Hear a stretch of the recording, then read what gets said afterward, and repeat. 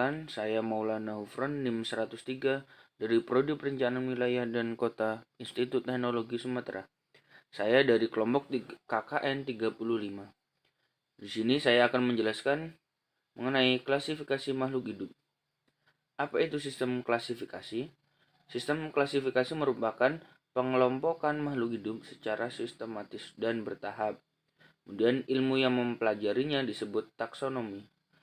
Klasifikasi dipelopori oleh Carolus Linnaeus. Selanjutnya, proses klasifikasi. Dasar klasifikasi adalah persamaan dan perbedaan ciri makhluk hidup. Beberapa sistem klasifikasi. Yang pertama, klasim alami berdasarkan morfologi, anatomi, dan fisiologi. Kemudian, klasifikasi makhluk hidup filogeni berdasarkan sejarah evolusi. Kemudian, klasifikasi makhluk hidup buatan berdasarkan persamaan ciri morfologi yang mudah dilihat. Selanjutnya, jenjang taksonomi yaitu kingdom, filum, klasis, ordo, famili, genus, dan spesies. Contohnya, kingdom, contohnya hewan, kemudian kingdomnya hewan. Filum, yaitu chordata, maka filumnya chordata, dan selanjutnya. Kemudian kingdom, contoh plantae, maka kingdomnya plantae juga, dan selanjutnya seperti itu juga. Selanjutnya sistem tata nama makhluk hidup. Yang pertama universal, itu menggunakan bahasa Latin. Selanjutnya menggunakan sistem tata nama ganda, binomial atau terdiri dari dua kata. Kata yang pertama merupakan nama genus, kemudian kata yang kedua nama spesies. Dicetak miring atau bergaris bawah terpisah.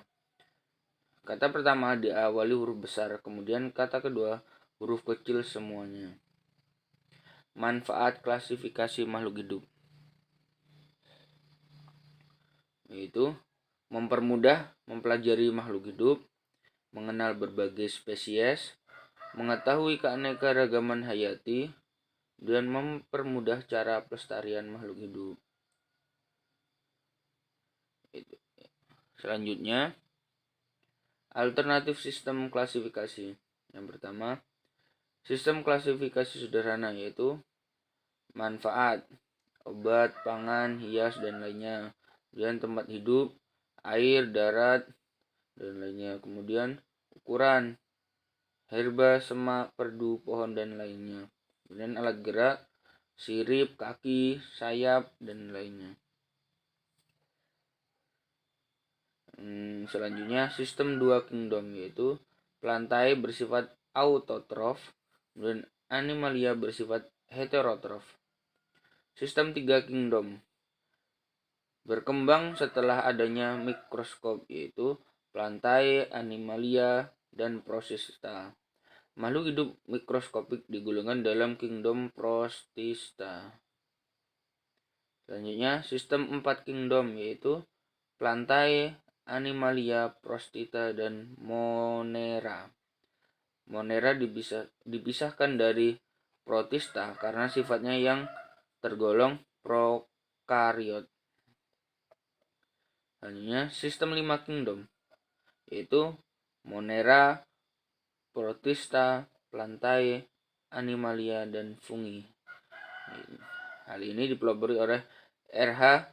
Whittaker. Fungi dipisahkan dari plantae karena sifat yang heterotrof, berbeda dari sebelumnya yang bersifat prokariot.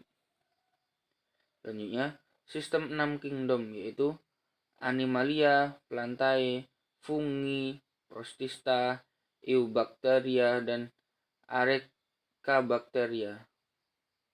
Hal ini dipelopori oleh Wuxi, yaitu monera dibagi menjadi dua kingdom yaitu Archaebacteria, lebih mirip makhluk hidup eukariot. Kemudian penjelasan mengenai kingdom monera. yaitu meliputi semua makhluk hidup atau organisme prokariotik, yaitu bersel satu dan mikroskopik, contohnya semua bakteri ganggang biru, misalnya E. coli, Anabaena sp, dan lainnya. Kemudian kingdom fungi, yaitu memiliki ciri eukariotik, yaitu tidak berklorofil sehingga tidak berfotosintesis. Contohnya mucor, jamur tiram, agaricus, dan lainnya. Kemudian kingdom protista, sebagian besar terdiri atas organisme yang bersel satu atau eukariotik, umumnya sudah memiliki ciri seperti tumbuhan atau hewan. Contohnya Euglena, amuba, dan lainnya.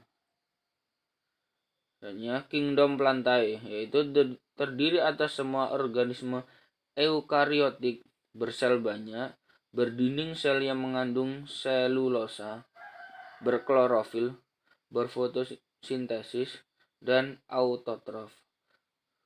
Kerajaan tumbuhan dibagi menjadi tumbuhan berspora, yaitu lumut dan paku, dan berbiji.